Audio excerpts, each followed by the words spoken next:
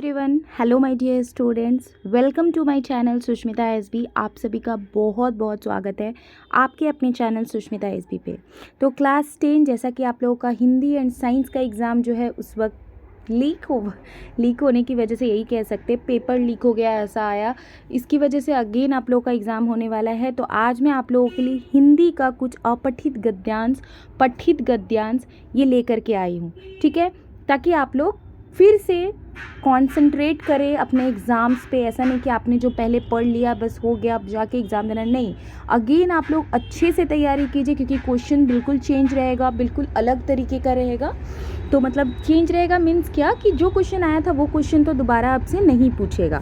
तो चलिए मैं आगे बढ़ती हूँ वीडियो में। एंड जिन्होंने अभी तक चैनल को सब्सक्राइब नहीं किया है, सबसे पहले तो ये कहना चाहूँगी कि जल्दी से जल्दी चैनल को सब्सक्राइब कर लीजिए, लाइक कर दीजिए और अपने दोस्तों के बीच ज़्यादा से ज़्यादा चैनल को शेयर भी कर दीजिए।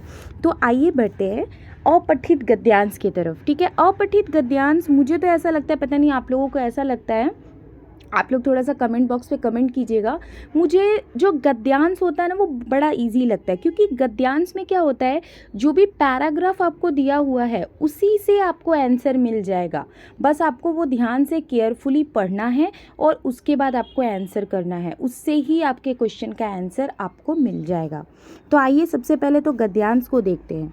साहित्य को समाज का दर्पण इसलिए कहा गया है कि उसके माध्यम से हम युग विशेष की समस्याओं, परिस्थितियों तथा भावनाओं की जानकारी प्राप्त कर सकते हैं।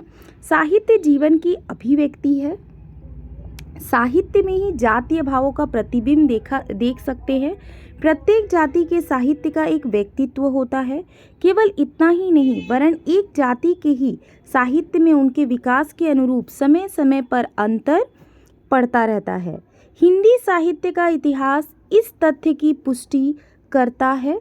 वीर गाथा काल, भक्ति काल, रीति काल तथा आधुनिक काल के साहित्य के साहित्य में स्पष्ट रूप से अंतर देखा जा सकता है। तो यहाँ पे पूछा है साहित्य को समाज का क्या कहा जाता है। साहित्य को समाज का क्या कहा जाता है? दर्पण कहा जाता है। क्या कहा जाता है? दर्पण। नेक्स्ट क्वेश्चन है, जीवन की अभिव्यक्ति क्या है? क्या है जीवन की अभिव्यक्ति? साहित्य है। नेक्स्ट क्वेश्चन, साहित्य में हम किन भावों का प्रतिबिंब देख सकते हैं? तो साहित्य में हम जातीय भावों का प्रतिबिंब देख सकते हैं। नेक्स्ट क्वेश्चन है हमारा क्वेश्चन है, साहित्य के किस काल में अंतर देखा जा सकता है? साहित्य के कौन से काल में अंतर देखा जाता है? तो ये सभी काल में अंतर देखा जाता है। क्या क्या है? वीरगाथा काल, भक्ति काल और आधुनिक काल। लेकिन मतलब ये तीनों में होगा, तो इनमें सभी। करेक्ट आंसर क्या हो जाएगा? ऑप्शन नंबर डी, इनमें सभी। नेक्स्ट हम बढ़ते हैं पद की तरफ, ठीक है। नभ में उग आई हो, नभ में उग आई हो, आई रंग भरी रेखा एक टेढ़ी सी, जिसको हम इंद्रधनुष कहते हैं। उमड़ घुमड़ कर सभी बादल ये बरसे है। महक उठी धरती और फूल पत्ती पौधे सब सरसे है। जीवन में इसी तरह दुख की घटाओं का अंधेरा है, इसके भी पीछे शायद रंगों का घेरा है। एक इसी आशा के तर्क पर दुख और दाह हम सहते हैं। जीवन में इसी आकर्षण को इंद्रधनुष हम कहते हैं, ठीक है। इंद्रधनुष आप लोगों को बारिश के बाद दिखता होगा, ठीक है, आसमान में। तो इसी के बारे में, बारिश के बारे में, यहाँ पे बादलों के बारे में चर्चा की गई है। तो आइए देखते हैं क्वेश्चन, बादलों की तुलना किससे की गई है? तो यहाँ पे करेक्ट आंसर क्या हो जाएगा? जीवन के दुखों से। बादलों की तुलना किससे की गई है? जीवन के दुखों से। कवि का जीवन के प्रति दृष्टिकोण कैसा है? तो कैसा दृष्टिकोण है कवि का? आशावादी दृष्टिकोण है कवि का जीवन के प्रति। नेक्स्ट है, जीवन का इंद्रधनुष कैसे बनता है? कैसे बनता है जीवन का इंद्रधनुष? आशा निराशा से। कभी आशा होती है, कभी निराशा होती है। नेक्स्ट है, आशा का विलोम शब्द लिखे। आशा का विलोम शब्द क्या होगा? बचपन से पढ़ते हुए आ रहे हो, अगर पता है तो कमेंट बॉक्स पे कमेंट कर सकते हो। तो क्या होगा? निराशा, ऑप्शन नंबर बी। आशा का विलोम शब्द क्या हो जाएगा? निराशा। नेक्स्ट क्वेश्चन है, नभ का पर्यायवाची क्या है? नभ का पर्यायवाची क्या हो जाएगा? आकाश। ठीक है, नभ आसमान अगर होता तो आसमान लिख सकते थे। ठीक है, ये नभ का पर्यायवाची शब्द है। अब हम बढ़ते हैं पठित गद्यांश की तरफ। ठीक है, वेट। अब बढ़ते हैं हम पठित गद्यांश की तरफ। ये है बाल गोविंद भगत का। बाल गोविंद भगत मझोले कद के गोरे चिट्टे आदमी से 60 से ऊपर के ही होंगे। वो बाल उनका पक गया था, लंबी दाढ़ी या जटाजूट तो नहीं रखते थे, किंतु हमेशा उनका चेहरा सफ़ेद बालों से ही जगमग किए रहता। कपड़े बिल्कुल कम पहनते, कमर में एक लंगोटी मात्र और सिर में कबीर पंथियों की सी कनफटी टोपी। जब जाड़ा आता एक काली कमली ऊपर से ओढ़ लेते थे वो।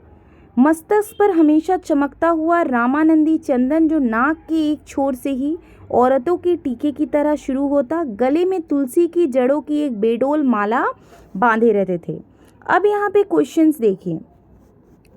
बाल गोविंद भगत कैसे कद के थे? कैसे कद के थे वो? मझौले कद के थे। बाल गोविंद भगत मझौले कद। मझौले कद का मतलब क्या होता है? ना ज़्यादा लंबा ना नाटा, उसको आप कह सकते हो, बीच के कद के। ठीक है, नेक्स्ट क्वेश्चन है, अगर आपको कहीं से भी मतलब लाइक बैकग्राउंड का कुछ नॉइज़ आ रहा है तो उसके लिए पहले से ही सॉरी। ठीक है, बाल गोविंद भगत की उम्र कितनी होगी? उनकी उम्र कितनी होगी? 60 के ऊपर। पहला लाइन में ही लिखा हुआ है कि उनकी उम्र 60 के ऊपर थी। नेक्स्ट क्वेश्चन है, बाल गोविंद भगत की टोपी कैसी थी? बाल गोविंद भगत की टोपी कैसी थी? तो कबीर पंथी जैसी जो है उनकी टोपी थी। बाल गोविंद भगत गले में कैसी माला बांधे रहते थे? कैसी माला बांधे रहते थे वो? तो यहाँ पे ऑप्शन नंबर बी करेक्ट हो जाएगा कि तुलसी की जड़ों की एक बेडोल माला जो है बाल गोविंद भगत बांधे रहते थे। तो जितने भी ये मैंने पद्यांश और गद्यांश आप लोगों को अपठित और पठित अभी बताया, ये आप लोग करिएगा ज़रूर। और मेरे को लगता है ये सबसे ईजी होता है। तो अगर आप लोग एक बार इसको देख लोगे तो आराम से वहाँ पे अगर जैसा भी मतलब क्वेश्चन अगर ये वाला आ गया आपको तो आप वहाँ पे इसको सॉल्व कर सकते हो। ठीक है, नेक्स्ट वीडियो में मैं आप लोगों के लिए important question answer and objective questions भी आप लोगों के लिए लेकर के आऊँगी। ठीक है, तो अभी तक जिन्होंने इस चैनल को सब्सक्राइब नहीं किया है वो सबसे पहले तो जल्दी से चैनल को सब्सक्राइब कर लीजिए, अपने दोस्तों के बीच शेयर भी कर दीजिए ज़्यादा से ज़्यादा। मेरे चैनल को सब्सक्राइब करके आपको बहुत ज़्यादा आपके स्टडी में हेल्प मिलने वाला है। तो जल्दी से जल्दी सब्सक्राइब कीजिए, सब्सक्राइब करना बिल्कुल भी ना भूलें। बेल बटन पे ज़रूर प्रेस कर लीजिएगा ताकि जब भी कोई वीडियो मैं अपलोड करूँ तो आप तक नोटिफिकेशन जाए और आप उस वीडियो को देख पाए। जो भी मैं वीडियो डाल रही हूँ आप लोगों के लिए इम्पॉर्टेंट है या जिससे आपको नॉलेज मिले, तो आपके लिए लाइक अगर आपको नोटिफिकेशन आए तो आप सबसे पहले जाके उस वीडियो को देख सकते हो और आप उससे नॉलेज ले सकते हो। तो मिलते हैं हम नेक्स्ट वीडियो पे।